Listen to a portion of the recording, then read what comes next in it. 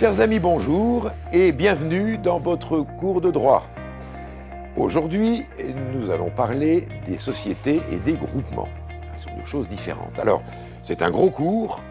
Il serait préférable que vous ayez déjà vu votre cours écrit pour mieux saisir ce qu'on va se dire aujourd'hui dans cette vidéo.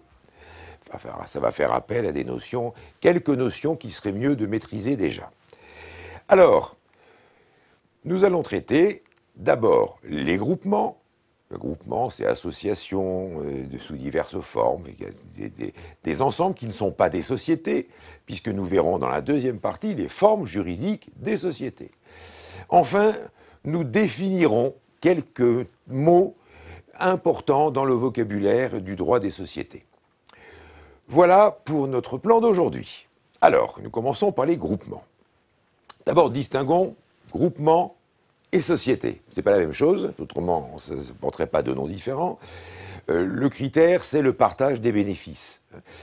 Dans un groupement, en principe, le but n'est pas de faire de bénéfices, et s'il y en a, c'est pour le bien-être et le bonheur de la collectivité, alors que dans une société, il faut faire des bénéfices qui sont partagés entre des actionnaires. Donc, vous voyez, la finalité, l'esprit n'est pas du tout le même entre un groupement et une société. Les sociétés, elles, sont régies par l'article 1832 du Code civil. Alors, je vous cite cet article, il n'y en a pas beaucoup à connaître. Il est très important, c'est l'article fondateur qui définit ce qu'est une société. C'est-à-dire, une société, ça doit faire des bénéfices, ça doit participer aux bénéfices et aux dettes. Voilà, et ça donne quelques règles de définition de la société. Les groupements, ce sont les associations, principalement les associations, les groupements ensuite d'intérêt économique, qui s'appellent les GIE, qui est un groupement, on verra à quoi ça sert, et enfin on verra les SCOP et coopératives, les sociétés coopératives, troisième exemple important des groupements. Alors les associations, on va commencer par les associations. Les associations sont régies par la loi du 1er juillet 1901. Il faut 2 personnes minimum pour créer une association, même un mineur peut participer à la création d'une association. Un contrat d'association, c'est un contrat qui définit quel est le but de l'association, un petit peu comme des statuts de société, ça ressemble beaucoup, que ce soit ce qu'on appelle les statuts, c'est le contrat d'association, c'est-à-dire de quelle manière on s'associe et pourquoi faire. Le but d'une association est non lucratif, c'est la grande différence avec la société. Que le fonctionnement d'une association se rapproche beaucoup de celui d'une société. Parmi vous, certainement, vous faites partie d'associations sportives, culturelles peut-être. Vous savez ce que c'est que vous allez à une assemblée générale tous les ans, vous élisez un bureau. Bon, c'est la même chose dans une société, le fonctionnement est très très proche. En revanche, le but n'est pas le même, non lucratif pour une association. Non lucratif, ça ne veut pas dire qu'une association n'a pas le droit de gagner de l'argent. Ce qu'elle n'a pas le droit de faire, c'est de le partager entre ses membres. Ça, évidemment, c'est impossible. S'il y a des bénéfices, et il y a des associations qui font des bénéfices énormes, mais ces bénéfices sont affectés au développement de l'association, à l'intérêt général, et non pas aux intérêts particuliers des fondateurs ou des membres de l'association. Alors, une association doit être déclarée à la préfecture du siège de l'association. Elle a la personnalité morale, c'est une personne morale. Donc elle a la capacité juridique et la personnalité juridique, ça veut dire qu'elle peut recevoir de l'argent, elle peut faire un procès, elle peut recevoir des dons, elle a la personnalité juridique. Donc fonctionnement proche de celui des sociétés, il y a un président, un trésorier, un secrétaire, ou un bureau, un conseil d'administration, et puis une assemblée générale ordinaire tous les ans, et puis une assemblée générale extraordinaire lorsqu'il s'agit de modifier les statuts, comme une société. Les GIE maintenant. Pour créer un GIE, 2 personnes minimum. Alors le GIE, il se situe un peu entre l'association et la société. C'est-à-dire qu'il n'y a pas de finalité lucrative, mais son but est quand même de faciliter l'activité économique de ses membres. C'est ça le but d'un GIE, faciliter l'activité économique de ses membres. Ça veut dire quoi? Ça veut dire participer au développement économique d'une structure, aider les membres du GIE à se développer. Donc il y a quand même une finalité économique derrière. Alors que dans l'association, pas du tout. Mais ce n'est pas une société, parce que là non plus, il n'y a pas de partage de bénéfices. Alors, on trouve des GIE dans de nombreux domaines, entre commerçants. C'est très souvent entre commerçants, se réunissent, les commerçants d'une rue vont se réunir et créer un groupement d'intervention économique, un GIE, et dont le but est de développer l'activité économique de la rue dans laquelle sont ces commerçants, mettre des banderoles, décorer la rue, la rendre plus attractive, et la finalité est économique. Alors, c'est vrai aussi pour des médecins qui peuvent créer un GIE, des micro-entrepreneurs qui se regroupent pour créer un GIE pour faciliter leur développement économique. L'activité du GIE peut donc être civile, commerciale ou agricole. Il y a des GIE dans tous les domaines. Pas de capital minimum pour créer un GIE, il n'y a pas besoin de capital, comme une association, il n'y a pas de capital dans une association, il n'y en a pas dans un GIE. Un GIE, ce n'est pas une société, donc c'est la différence aussi. En revanche, le GIE est immatriculé au registre du commerce et des sociétés. Voilà une similitude avec la société, là, pour le coup. Il a la personnalité morale, but non lucratif, ça, c'est l'aspect associatif. Et ce qui est très important, c'est la notion de responsabilité. Alors, on va insister là-dessus. Dans un GIE, tous les membres d'un GIE sont responsables personnellement et solidairement. La solidarité, ça signifie que chacun est responsable pour tout le monde, quelle que soit sa participation dans le GIE. Donc cette notion de responsabilité individuelle et solidaire est très importante parce que ça peut avoir des conséquences graves. Dans un GIE, une personne peut avoir à supporter la responsabilité, c'est-à-dire les conséquences de l'activité du GIE. Si les autres sont insolvables, par exemple, eh bien, c'est lui qui devra tout payer. C'est ça la solidarité.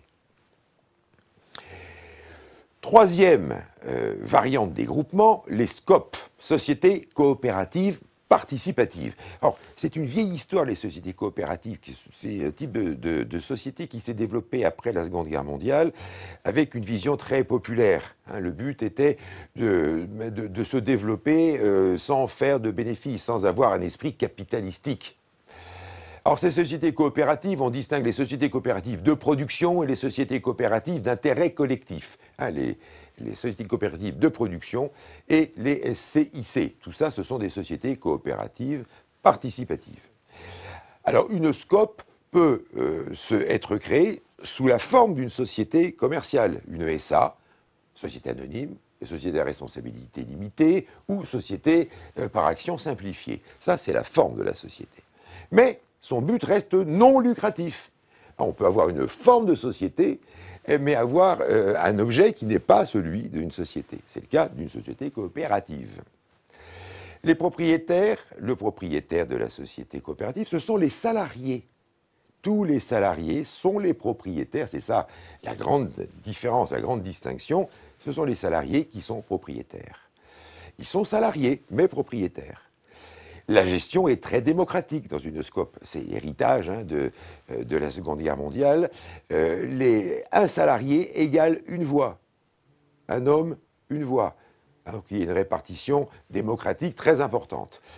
Et enfin, les SCOP ont évidemment la personnalité morale, c'est-à-dire qu'elles peuvent là aussi rester en justice, recevoir des dons, avoir toute la capacité juridique d'une personne juridique. Les salariés dans une SCOP détiennent 51% des actions, obligatoirement. Ça veut donc dire que les 49 autres pourcents peuvent être détenus par d'autres associés. Mais les salariés, obligatoirement, ont 51% des actions et 65% des voix. C'est-à-dire qu'ils ont une large majorité à eux seuls. Quant aux résultats de la SCOP, une société coopérative fait des résultats en fin d'année, c'est-à-dire gagne de l'argent. Enfin, on l'espère, supposons qu'elle gagne de l'argent. Il y a 45% du résultat, vous voyez, c'est très strictement encadré ça. 45% du résultat financier va à ce qu'on appelle la réserve de la SCOP. C'est-à-dire, c'est des économies, on va dire ça comme ça, les économies de la SCOP, hein, qui vont servir à développer la SCOP. 45% obligatoirement. 10% du résultat vont à l'ensemble des associés, donc y compris les salariés qui sont tous associés, comme on l'a dit. Et 45% restants vont à l'ensemble des salariés. C'est-à-dire que les salariés touchent 2 fois en tant qu'associés et ensuite à l'ensemble des salariés. Voilà, en ce qui concerne la répartition, le fonctionnement des SCOP. Alors, quelques mots, parce que c'est une forme très particulière et très répandue, la SCOP. Il y a un peu plus de 2000 coopératives adhérentes en France, dont, alors, sur ces 2000, il y en a 1900 qui sont des SCOP, et 136 des SCIC, on l'a vu tout à l'heure. Donc, la forme majoritaire, c'est la SCOP. Ça représente plus de 40 000 salariés, 42 200 salariés. Vous voyez, c'est une activité qui pèse quand même dans l'activité économique du pays. Presque 4 milliards de chiffre d'affaires cumulés. 4 milliards. À noter, pour finir, que les propriétaires des autres types de coopératives, parce qu'il y a des coopératives agricoles et les sociétés coopératives de consommateurs, hein, quand il s'agit donc de ces 2 formes particulières de coopératives, là, les propriétaires ne sont pas les salariés, mais les membres, c'est-à-dire les agriculteurs ou les consommateurs. Vous voyez, là, l'esprit est différent. Hein. Dans les SCOP, on veut dire, toutes les SCOP, ce sont les salariés qui sont propriétaires. Dans les autres types de coopératives, agricoles, coopératives agricoles et coopératives de consommateurs, ce sont les agriculteurs ou les consommateurs qui sont propriétaires, et non pas les salariés là, des coopératives. Voilà. Maintenant qu'on a passé en revue donc, les 3 formes principales de ce qu'on appelle les groupements, donc je le récapitule, les associations, les GIE, groupements d'intérêt économique, et les sociétés coopératives. Maintenant passons, deuxièmement, aux sociétés, les formes juridiques des sociétés. Je rappelle, définition des sociétés, article 1832 du Code civil. Alors, cet article 1832 nous dit que pour créer une société, il faut faire un contrat de société, ça s'appelle les statuts. Vous avez tous entendu parler, les statuts d'une société. C'est un contrat, hein, simplement un contrat qui dit, voilà, on veut créer tel type de société, sous quelle forme, quel objet pour faire telle et telle chose. On dit pourquoi on fait la société, on dit qui va la diriger dans un premier temps, quel est le montant du capital, voilà, et comment va fonctionner la société. C'est très simple. Voilà, on explique ce qu'on va faire, tout simplement. Ça s'appelle le contrat de société ou les statuts. Ensuite, obligatoirement, il faut des apports dans une société. C'est le principe même d'une société. Il faut apporter de l'argent, même si c'est minime. C'est la raison pour laquelle, d'ailleurs, la nouvelle législation sur les sociétés a limité la plupart du temps à 1 euro, ce qui ne veut rien dire dans le fonctionnement d'une société, d'ailleurs. Mais on peut créer une société avec 1 euro. Mais 1 euro, c'est de l'argent. On ne pourrait pas dire qu'on crée une société avec 0 euro. Ça c'est impossible, c'est une association. 1 euro au moins, c'est un apport. Ensuite, 3e point, participation aux bénéfices et aux pertes. C'est obligatoire dans une société. Quand on participe aux bénéfices, mais on participe aussi aux pertes, dans les mêmes proportions, en principe. Et puis, 4e point, c'est ce qu'on appelle, alors il y a toujours des mots latins en droit, mais on ne peut pas remplacer. Ça s'appelle affectio societatis. L'affectio societatis, vous comprenez peut-être rien que dans le mot ce que ça peut signifier, c'est avoir envie de travailler ensemble. Voilà, affectio, allez, on va dire avoir envie, societatis, d'être ensemble, d'être en société. La volonté de travailler ensemble, avec tout ce que ça comporte. Alors, but lucratif, évidemment, c'est le principe même d'une société. Alors, on distingue dans les sociétés. Il y a plusieurs distinctions qu'on peut faire, mais on va conserver celle-là qui est la plus simple. Ce qu'on appelle les sociétés de personnes, c'est la société en nom collectif, SNC, et la SARL, que vous connaissez tous, j'imagine, de nom, Société à responsabilité limitée, qui est une ancienne société, qui est un héritage d'ailleurs de la Première Guerre mondiale. La SARL était une forme de société allemande. Quand on a récupéré l'Alsace et la Moselle, on a intégré cette forme de société dans le droit français, SARL. Alors pourquoi société de personnes? Parce que ce sont des sociétés dans lesquelles, à côté du capital, eh bien, les personnes en elles-mêmes comptent autant que le capital dans le fonctionnement de la société. La personnalité est importante. On ne peut pas, les associés dans une SARL ne sont pas interchangeables, pas plus que dans une ESNC. Dans une société anonyme, peu importe la personnalité de celui qui apporte les dollars ou les euros. Dans une SARL ou une ESNC, si, c'est aussi important que l'argent qu'on apporte. Ça s'appelle l'intuitu personné. Intuitu personné, ça veut dire que je veux créer une SARL avec Jean et Maryse, et si on dit, bah non, bah Maryse peut pas, elle devait apporter 10 000 euros, bah ça sera en fait Pierre qui apportera 10 000 euros. Elle dit, non, non, c'est pas les 10 000 euros qui comptent, c'est qu'il fallait, la société, on la faisait à 3, et Maryse en faisait partie. Si elle vient pas, on fait pas la société. Vous voyez, c'est très, très particulier comme approche. Et ça a des conséquences dans la gestion de la société, bien sûr. Donc voilà les deux principales sociétés de personnes, deux sociétés de capitaux maintenant. C'est SA, société anonyme, bien connue, la SAS, beaucoup plus récente, qui a une vingtaine d'années, société par action simplifiée, qui est la société qui est la plus utilisée aujourd'hui parce que la plus simple et la plus souple dans son fonctionnement. Une cinquième, pour mémoire, la SE, la Société européenne, qui est une forme particulière de société de capitaux à vocation européenne. Alors, les conditions de base de création des sociétés, on va les récapituler ensemble, au moins que les choses soient bien claires là-dessus. Pour créer une ESNC, il faut 2 personnes, au moins, 1 euro de capital, et évidemment, l'organe dirigeant, ce qu'on appelle le mandataire social, parce que la personne dans une société, c'est la société. La personne juridique, c'est la société. Et cette société désigne un être humain quand même pour la représenter. Ça s'appelle le mandataire social, mandataire de la société, ça veut dire. Eh ben, c'est le gérant, là. Le mandataire social, ça s'appelle un gérant. Et s'il y a quand il y a 2 personnes, il y a 2 gérants. Parce qu'obligatoirement, dans une SNC, tous les associés sont tous gérants, obligatoirement. La SARL, maintenant. La SARL, 2 à 99 personnes. Au-delà de 99 personnes, la SARL doit se transformer en SA. C'est comme ça. 1 euro de capital. Alors, signalons que la SARL peut exister sous la forme uninominale. C'est-à-dire qu'il n'y a pas 2 personnes qui la créent, mais une seule. Dans ce cas-là, ça s'appelle EURL, entreprise uninominale à responsabilité limitée. Bon. Donc, de toute façon, c'est 1 euro. Et le mandataire social d'une SARL, ça s'appelle un gérant. Maintenant, société de capitaux. La société anonyme. Pour créer une société anonyme, obligatoirement, il faut 7 personnes, un capital minimum de 37 500 euros.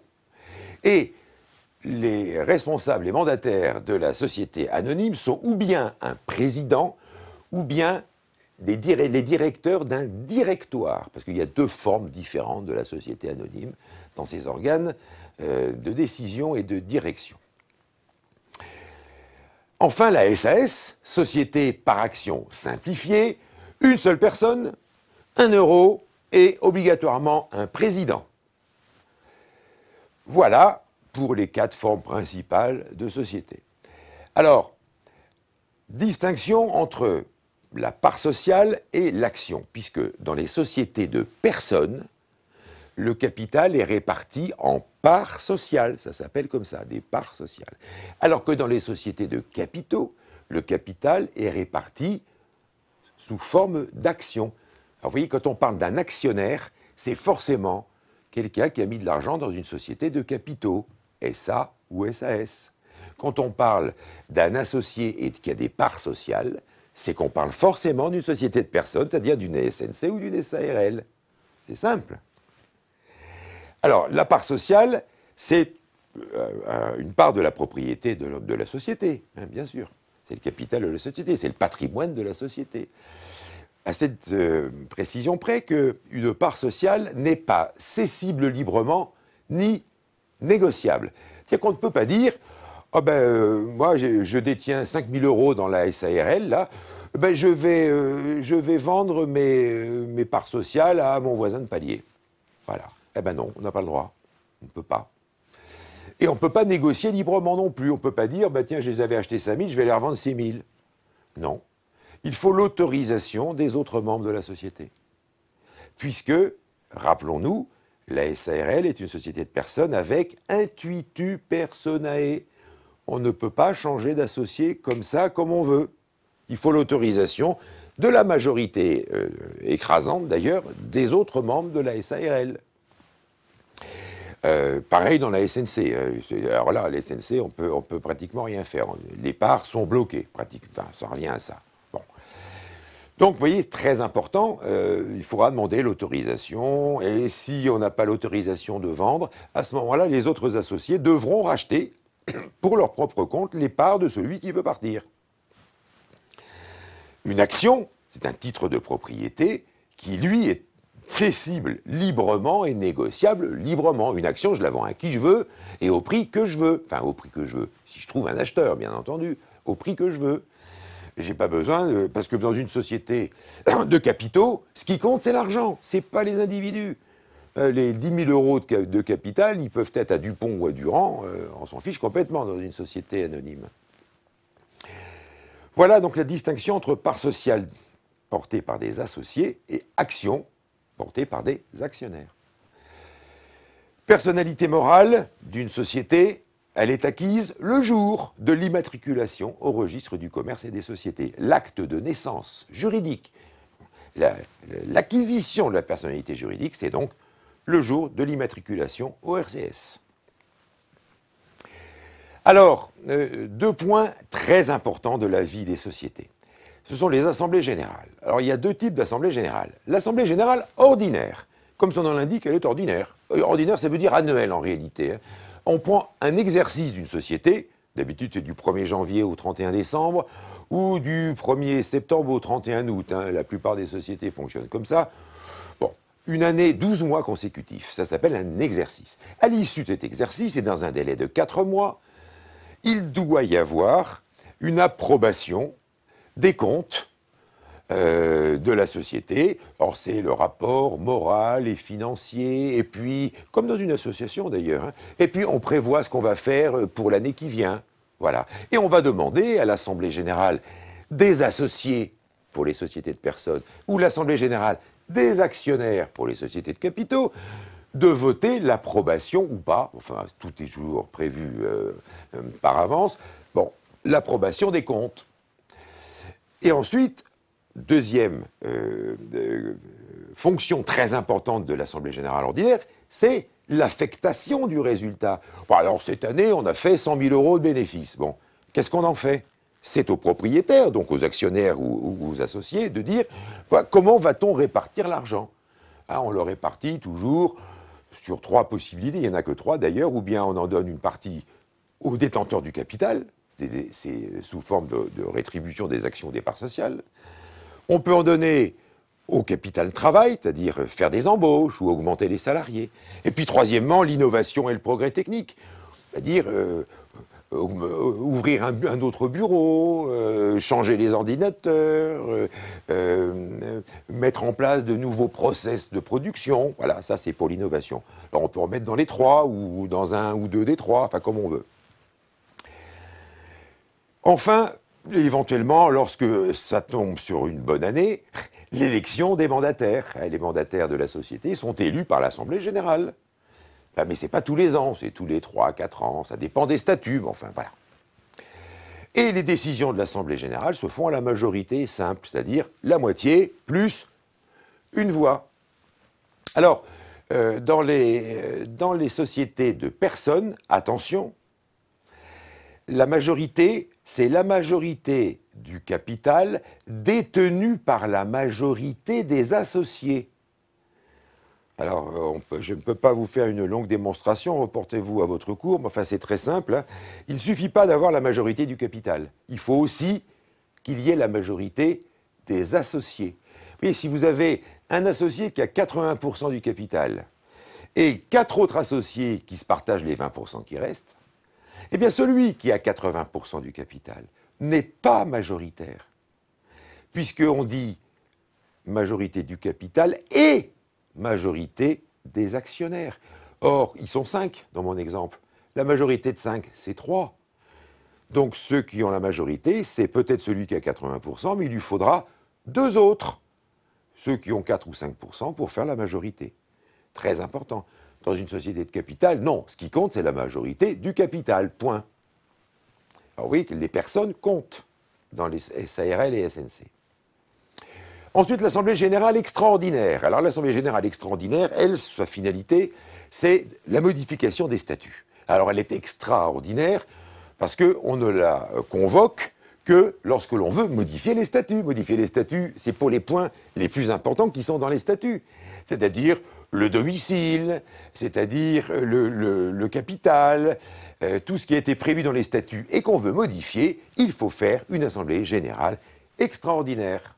Voilà. Alors il y a des modalités un petit peu complexes, puis il peut y avoir plusieurs convocations, mais enfin, rentre pas dans le détail. Retenons ça, surtout l'assemblée générale extraordinaire, lorsqu'on veut modifier les statuts. Et là, la majorité simple n'est pas suffisante, c'est une majorité qualifiée, c'est-à-dire 60-65%, voire 100% des associés qui doivent, ou des actionnaires, enfin d'habitude c'est des associés quand on est à 100%, qui doivent se prononcer. Tout le monde doit être d'accord. Il faut qu'il y ait beaucoup plus de monde d'accord pour modifier les statuts que pour une assemblée générale ordinaire annuelle.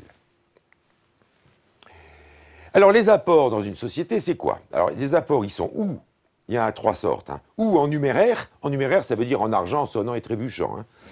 En nature, alors en nature, ça veut dire en bien, quoi, une voiture, des bureaux, des objets, en nature. Il faut que, pour une SARL, pour qu'il soit valable, ces apports en nature, qu'on s'en méfie des apports en nature, il faut qu'ils représentent moins de 50% du capital total et moins de 30 000 euros. Sinon, il faudra nommer un commissaire aux apports, comme c'est le cas dans une société anonyme. Apport en industrie, alors celui-là, il est encore plus douteux, il est interdit dans les sociétés anonymes. Alors, en industrie, c'est un savoir-faire, un travail particulier, apporter un logiciel, vous voyez, apporter un carnet d'adresses. Voilà, c'est quelque chose d'assez impalpable et de très difficile à mesurer. Alors autant on peut l'admettre dans une petite société, dans les sociétés anonymes, là l'enjeu est beaucoup trop important de surévaluation d'un apport en industrie. D'habitude on traite ça autrement, et donc les apports en industrie sont interdits dans les sociétés anonymes. Donc retenons 3 types d'apports, numéraire, nature, industrie, avec des bémols à apporter sur les apports en nature et en industrie. Dans les SNC, on va reprendre donc société de personnes, les SNC, voilà comment ça fonctionne. Tous les associés sont commerçants, très important. Ça veut dire que la société elle-même est un commerçant, puisqu'elle a la personnalité juridique, elle est commerçante. Mais en plus, les associés sont également commerçants. Prenons une SNC avec 3 associés, combien y a-t-il de commerçants dans cette société? 4. Les 3 associés plus la société, ils sont 4. Et ils sont tous gérants. Et comme ils sont tous commerçants, on implique la règle des activités entre commerçants. Ça veut dire qu'ils sont tous responsables, solidaires, indéfiniment sur leur patrimoine personnel. C'est une société très dangereuse. Si on veut escroquer quelqu'un, faisons une SNC, ça sera très bien. Il suffit d'avoir un associé qui a 2 euros de capital, et les autres s'enfuient, celui qui a 2 euros de capital sera responsable pour tout le monde, pour la société et pour tous les autres associés qui, eux, avaient mis 100 000 euros. Il faudra qu'ils payent pour tout le monde. Je caricature un peu, mais voilà la nature du risque d'une SNC. Une SNC, c'est une société de famille, très ancienne d'ailleurs, qui est faite pour garantir le capital, éviter la dilapidation d'un capital familial. D'habitude, c'était fait pour ça. Bon, ça a aussi des avantages fiscaux, mais c'est autre chose. Mais c'est une structure qui peut être très dangereuse du fait de la responsabilité solidaire parce qu'on est commerçant et indéfinie et sur son patrimoine personnel, évidemment, des associés. Voilà ce qui est très important. Très fort institut personné dans la SNC, bien sûr, vous l'avez compris. Alors là, la personnalité des associés, elle est particulièrement importante. Il faut vraiment se faire confiance. Société qui, faute de clauses contraires, peut être dissoute s'il y a la disparition d'un seul associé. C'est pour vous dire la pentance de l'institut personné. Il y a un associé qui meurt, la société est dissoute. Sauf si on a prévu autre chose. Assemblée générale, très bien, l'Assemblée générale, c'est d'habitude du 100%. La SARL maintenant, ou le URL, mais laissons ça de côté, pour simplifions. Parts sociales et associés, responsabilité, alors il y a donc des parts sociales et des associés, bien sûr. Institut personné, ça veut dire la majorité, ce que je vous l'ai expliqué tout à l'heure, majorité des parts sociales et des associés. Responsabilité du gérant, bien entendu, le gérant est responsable. Le gérant peut être salarié si il est minoritaire, sinon il aura le statut social de gérant, enfin, qui est proche du salarié d'ailleurs. Mais bon, seul un gérant minoritaire peut être salarié. Voilà, rien de particulier à préciser sur la SARL que ce que nous avons déjà dit. Pour la société anonyme maintenant. Deux types de sociétés anonymes depuis la réforme des sociétés. Alors, il y a la société anonyme sous forme moniste, ça c'est la vieille qu'on connaissait avec un président et un directeur général. Et puis il y a les sociétés nouvelles, c'est-à-dire les sociétés anonymes dualistes. Celles-ci, dans l'esprit, sont différentes, ces deux sociétés sont différentes. La SA moniste est une société avec une hiérarchie, enfin fortement centrée sur un pouvoir hiérarchique, on va dire pyramidal.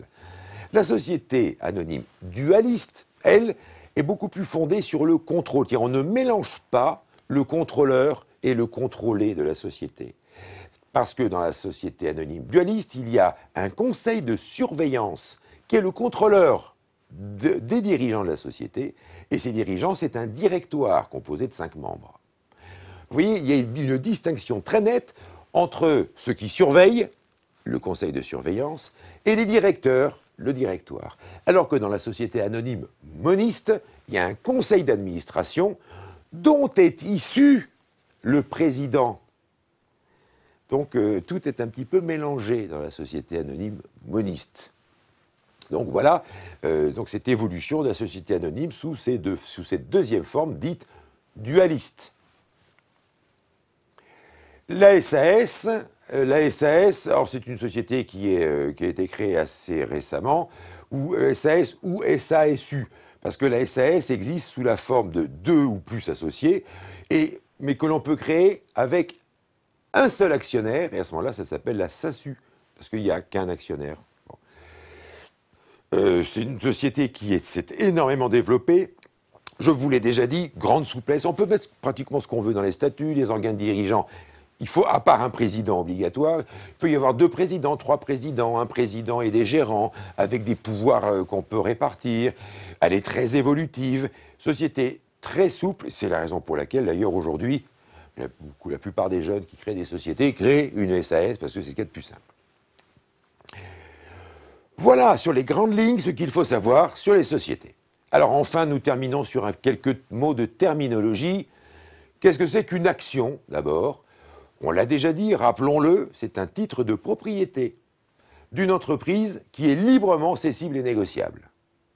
On les trouve dans les sociétés de capitaux. Les parts sociales, maintenant, ce sont des titres de propriété d'une entreprise, mais non librement cessibles ni négociables, société de personnes. Troisième terme important, les obligations. Qu'est-ce que c'est qu'une... On parlait des obligations, d'actions et d'obligations.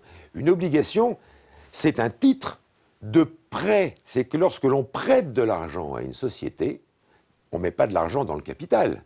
C'est un prêt que l'on fait. Eh bien, ce prêt est représenté par des obligations. Ça représente un prêt. Et ces obligations sont des titres qui sont donc négociables. On peut vendre ces obligations à quelqu'un d'autre. Bon. Donc, c'est un prêt, avec un taux fixe et garanti, en principe. Voilà, sur ces quelques termes, vous voulez bien préciser la différence entre action, obligation, part sociale, qu'il n'y ait pas de confusion dans les termes.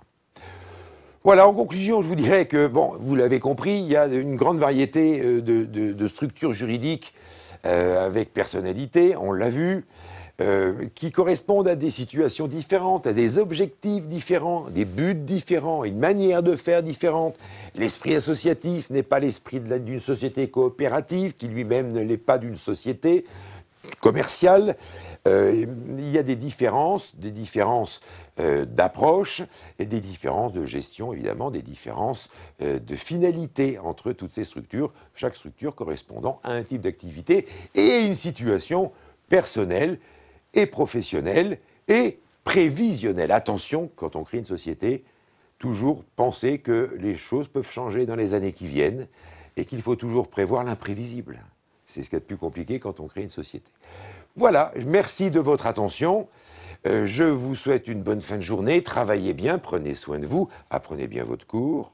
Et je vous dis à très bientôt. Bye bye.